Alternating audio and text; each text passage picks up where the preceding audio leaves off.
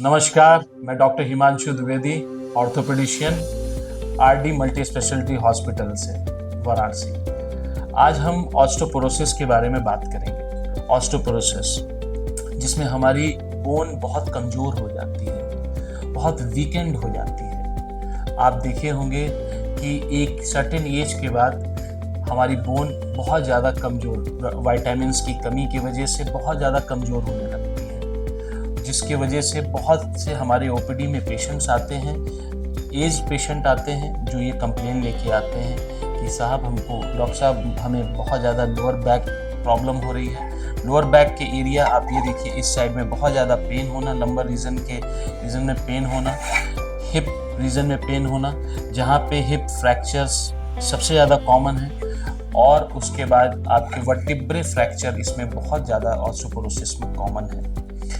Osteoporosis आज 200 million people में इस सबसे ज़्यादा पाई जाती है। आप समझिए कि ये कितनी गंभीर बीमारी है। ये क्यों हो रहा है? हमारे इन्वायरमेंट के चेंज की वजह से, हमारे खान पान की वजह से, न्यूट्रिशनल फूड न लेने की वजह से ऑस्टियोपोरोसिस ये होती है।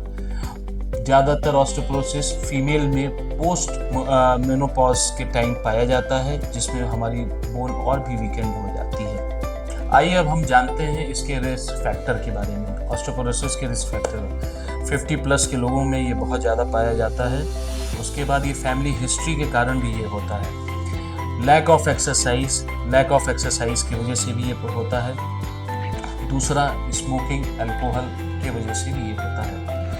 इसको हम लोग साइलेंट डिजीज़ कहते हैं। जब तक इसमें फ्रैक्चर नहीं हमारे पास आता है, फ्रैक्चर का ऐसा केस, तब तक ऑस्टियोपोरोसिस हमें पता नहीं चल पाता। ऑस्टियोपोरोसिस पता करने के लिए ऑस्टियोपोरोपीनिया इसकी स्टार्टिंग होती है, जिसमें बोन डेंसिटी टेस्ट कराया जाता है। और मेरे हिसाब से ज़्यादातर लोगों को अपनी बोन डेंसिटी टेस्ट करानी चाहिए। इससे पता चलेगी कि आपकी बोन की स्ट्रेंथनिंग कितनी है। कैल्शियम की वजह कम होने की वजह से ये चीज़ें ऑस्टियोपोरोसिस होती हैं। अब एरिया इसका, फ्रैक्चर के एरिया रिस्ट, हिप और आपका ज़्यादातर एरिया यही होता है। स्पाइन ज़्यादातर एरिया होता है। खुशखबरी ऑस्टियोपोरोसिस के लिए और आपके लिए, जो भी ऑस्टियोपोरोसिस के पेशेंट हैं उनके लिए खुशखबरी है। आप इसको रोक सकते हैं, इस साइलेंट डिजीज़ को हटा सकते हैं। इसको और मजबूती से आप इससे लड़ सकते हैं। आपको करना क्या है?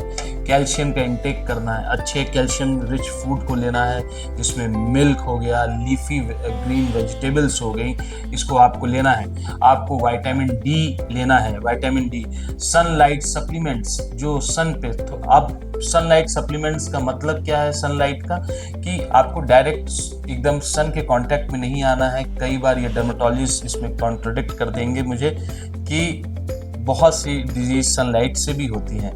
जो मॉर्निंग की सन रेज हैं उस पे आपको वो करना है, थोड़ा सनलाइट लेनी है।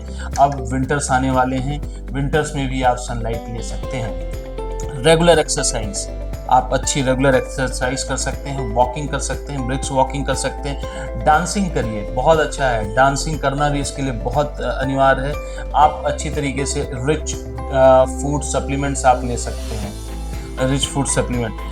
मेडिकेशन और फिजिकल थेरेपी और रेगुलर बोन डेंसिटी टेस्ट से आप इसकी जानकारी ले सकते हैं। Healthy bone, healthy life. Thank you so much.